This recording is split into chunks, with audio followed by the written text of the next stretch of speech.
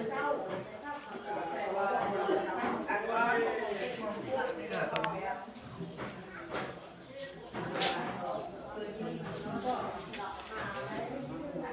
เศร้าได้ก่อนแต่เศร้าได้ยินเขายังมือมาถึงได้เราตั้งใจ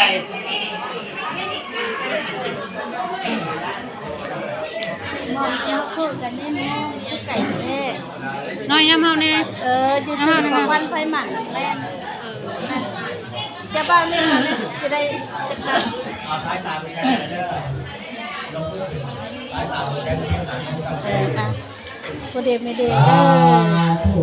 ราภูนะโมตัสสะภะคะวะโตอะระหะโตสัมมาสัมพุทธัสสะ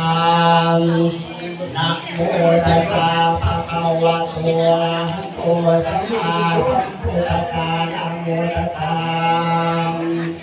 ภะคะวะโตอะระหะโตสัมมาสัมพุทธัสสะ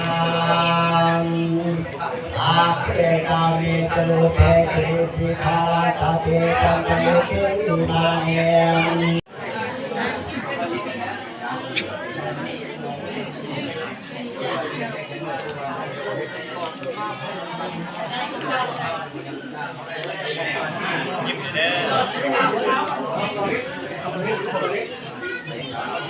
ยิ้มหน่อยเด้อยิ้มหน่อยเด้อ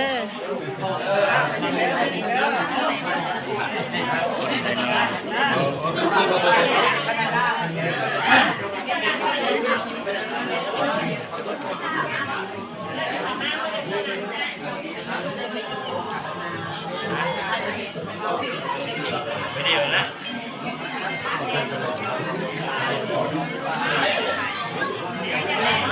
น้ำมองใครคือเราที่ถ่ายได้แสดงถ่ายแล้วที่เราต้องถ่ายแล้วก็เราไปช่วยช่วยที่เราเดี๋ยวเราทำให้เราได้ที่เราได้เจ้าเรื่องการทำที่เราวันนี้เราจะเป็นตัวเองเป็นผู้สื่อข่าวนะครับเราจะที่เรามาปกป้องโดยทั้งหมดทั้งเลยทั้งหมดทั้งนั้นที่เราเข้าเป็นที่ว่าเราต้องดูกัน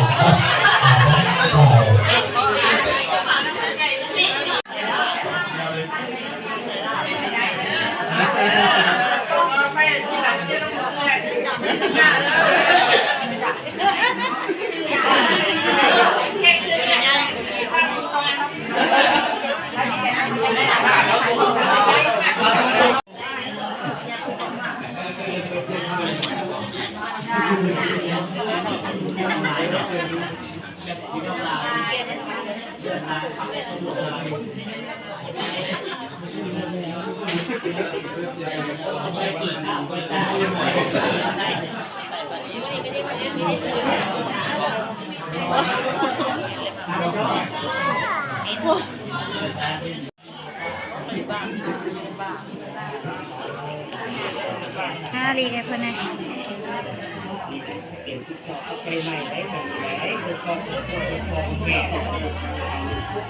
เฝ้าอย่าเฝ้า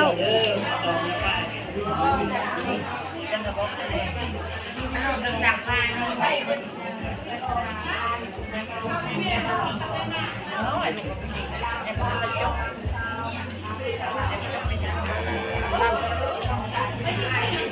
ตุ้ยเด็กไปแล้วตุ้ยที่ออกไปว่าจะไม่เอาไปทำเมื่อไรบอกน้ำมันจะหน่อยไปทำกันนี่แหละพอก่อนสอบเลยนะแต่งงานนี่ค่ะสอบเนี่ยสิเป็นแม่แอม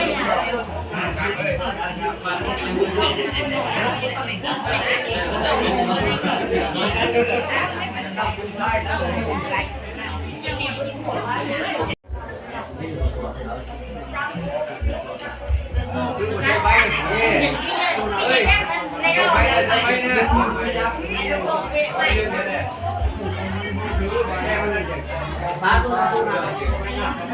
งานแสน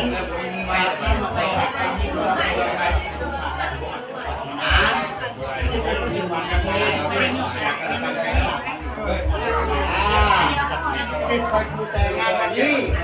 อย่าบอกแต่ที่ความรู้เก่า นี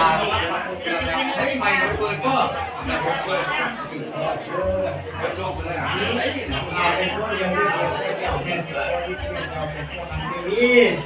อยู่น้ำกันคือไม่เข้าน้ำบอกนี่ตลอดมาเก็บแล้วก็ไม่ได้มันปฏิบัติการเป็นไงก็ตั้งกำลังหลักเยอะมันเรียกรู้ว่าไม่ได้อะไรจะน้อยเกินเราหลักการไม่ได้ปฏิบัติการไม่ได้เราเลยที่นี่เขาไม่มีเราไม่เราไม่เราไม่เราไม่เขาไม่ได้ดูไม่อ่านดูเขาไม่เขาไม่เขาเอาอยู่ข้างหน้าข้างหลังยืนมันยืนเท้าขอตัวตกไปอยู่เนี่ยท่านก็เอาเท้าแล้วเราท่านเอาคนที่ขาดที่ขาดไปไม่ถึงเวลาได้ประกาศเรื่องการจัดดีคือนึงพี่น้องไปกับท่านตาพ่อในการใช้ว่าไม่ให้ท่านการดนตรีเพื่อที่ท่านผู้ชมในประจำที่งานคุณผู้คิดตัวคุณจำเลยพี่น้องเดินทางประจำบ้านที่ใต้ตั้งที่ประจำห้างที่การเดินทา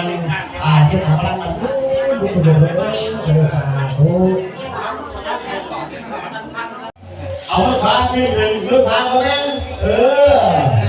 นั่นแหละ1 2 3เก้านี่แหละที่เราว่า22ข้อ14ที่ผู้ที่ปฏิบัติไม่เกี่ยวนะอีกหัวข้อนี้ที่ว่าก็คือจะพาออกเขาซื้อจะพาออกน้ำจับมาแล้วก็พาเขากินน้ำแล้วและการให้เจ้าสาวกินก็น้ำจบเดียวกันที่เราที่จะเอาหัวเอาใส่กัน3เพื่อหรือว่าทุกพิธีที่เราเอาเนาะเก่านี่เอาบรรยากาศเข้าเอาเที่ยวจะให้พักพื้นที่ต่อมาจบเดียวกันที่เราเลยแล้วแก้เผาเลยเอาจับหัวหาป่ะจับหัวเขาหาป่ะตรงกันค่อยๆเล่นเลยแค่เลย1 2 3เอาจะได้ไหมกันเลยเอาถ้าแกถ้าฝันด้วยเอาละอาจจะไม่เอาแน่เอาได้ครับเก่าเอาละฝันไปผู้รู้สึกก็เลยเอาจ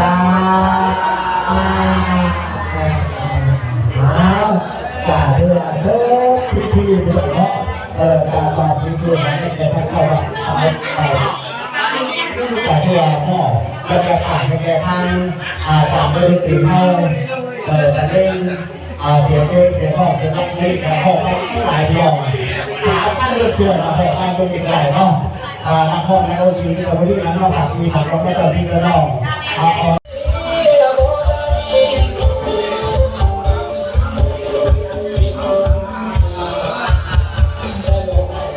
แต่ที่วันที่เขาใจ